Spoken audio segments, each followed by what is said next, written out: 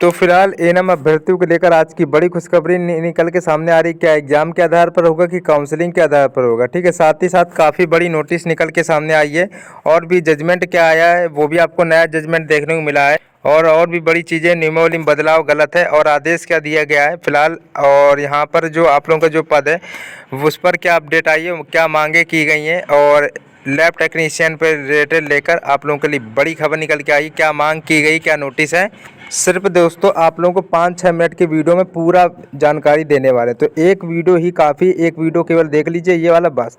Video को like और channel को सब्सक्राइब कर लीजिए। चलो स्टार्ट करते हैं बिना किसी देरी के। एएनएम अभ्यर्थियों को लेकर बड़ी खबर निकल के सामने आ रही। सबसे पहले यहाँ पे बात कर लेते, यहाँ पर आप लोग बता दे रहे धरना प्रदर्शन में दोस्तों लगातार दोस्तों मांग पत्र का संप्रेषण किया गया है। अब मांग क्या की गई वो आपको दोस्तों बताने वाले। सबसे बड़ी चीज़ तो ये कहा गया कि गृह जिले में पदस्थापन स्थानांतरण किया जाए। मतलब ये कि दूरी काफ़ी है, काफ़ी लोगों का 150 किलोमीटर 100 किलोमीटर दूरी में चयन हुआ है तो थोड़ा पास किया जाए, ठीक है। और दूसरी चीज़ चिकित्सकीय अवकाश का लाभ दिया जाए, ठीक है। और दिया गया यहाँ पर 2 दिनों का विशेष अवकाश दिया जाए, ठीक है। और साथ ही साथ देखो डिटेल में आपको कुछ चीज़ें बता दे रहे हैं। यहाँ न्यूनतम मानदेय 2 मतलब 26,000 रुपये दिया जाए, 26,000 रुपये कम से कम दिया जाए, ठीक है।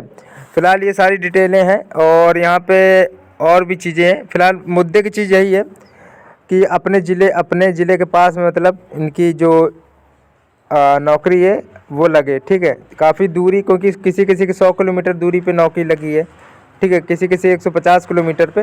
तो सब चाहते हैं अपने ज़िले के आसपास नौकरी देखने को मिले।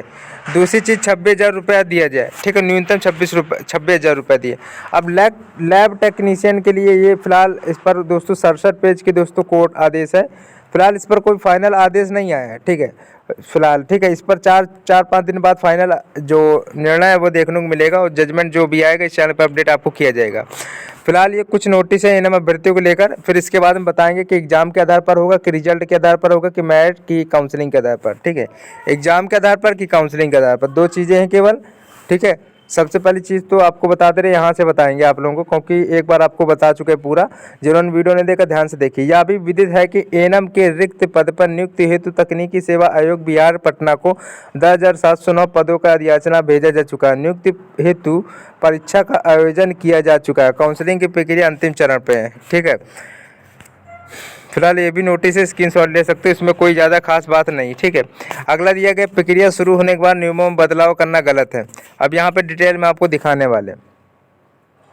प्रयागराज इलाहाबाद हाई कोर्ट ने एक आदेश में कहा है कि कोई भी चयन प्रक्रिया शुरू होने के बाद उसके पात्रता नियमों में कोई बदलाव नहीं किया जा सकता। ऐसा किया जाना गलत है, वह इस प्रक्रिया में शामिल अभ्यर्थियों पर लागू नहीं किया जा सकता। यह आदेश दिया गया है, ठीक है। और भी चीज़ें हैं फिलहाल यहाँ पर। चलिए अगला, ये फिलहाल कोर्ट की तरफ से जजमेंट दिया गया। कोर्ट की तरफ से यही जजमेंट है, 16 पेज का जजमेंट है, ठीक है। इसकी पीडीएफ अगर आपको चाहिए तो कमेंट में बता दीजिए। लेकिन मुद्दे की बात सिर्फ यही कहा गया इसमें कि नियमावली में कोई बदलाव नहीं किया जाएगा। इसमें कोर्ट की तरफ से ये कहा गया है कि नियमावली में कोई बदलाव नहीं किया जाएगा। यही चीज़ यहाँ पे भी लिखी है, पात्रता नियमों में कोई बदलाव नहीं किया जा सकता। अब भाई नियमावली क्या है वो भी आपको डिटेल में आपको बताते हैं। सबसे पहली चीज़ तो कुल अभ्यर्थी इतने थे 46,862 में से 8,791 दोस्तों क्वालिफाइड हैं, योग्य है, तो इनकी काउंसलिंग ही होगी। अब काउंसलिंग क्यों कराई जाएगी उसका रीज़न आपको बता रहे हैं। अब काउंसलिंग होने के चांस आपके ज़्यादा ही हैं और काउंसलिंग ही होगी, उसका रीज़न आपको बताते हैं। 2018 नियमावली के अनुसार कहा गया है कि काउंसलिंग ही होगी। अब नियमों में कोई बदलाव संशोधन किया नहीं जाएगा, कोर्ट की तरफ से भी कहा गया है। तो दोस्तों आप लोगों की जो रियल बात है वो काउंसलिंग ही देखने को मिलेगी। काफ़ी लोग कह रहे होंगे कि रिजल्ट एग्ज़ाम मेरिट के आधार पर होगा, ऐसा नहीं है, काउंसलिंग के आधार पर होगा, एग्ज़ाम के आधार पर दोस्तों नहीं होगा। लेकिन चांस बहुत है कि काउंसलिंग के आधार पर ही हो। लेकिन एक जगह एक तरफ काफ़ी प्रयास किया जा रहा है कि एग्ज़ाम के आधार पर कराए होना चाहिए बहाली, लेकिन दोस्तों काउंसलिंग के आधार पर ही देखने को मिलने वाली है।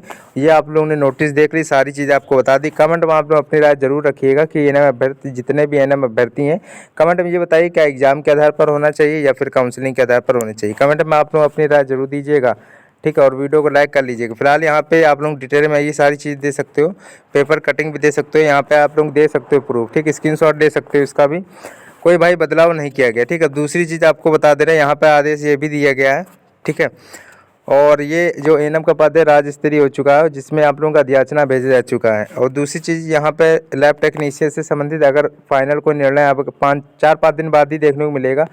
आपकी जीत लगभग तय है। फिलहाल इस पर जो भी निर्णय आएगा आगे आपको जरूर अपडेट देंगे। तो वीडियो को लाइक करिएगा और एएनएम के जितने भी अभ्यर्थी कमेंट में आप लोग अपनी राय जरूर दीजिएगा कि एग्जाम के आधार पर कराना चाहिए कि काउंसलिंग के आधार पर। लेकिन दोस्तों काउंसलिंग ही लगभग आप लोगों को देखने को मिलेगी।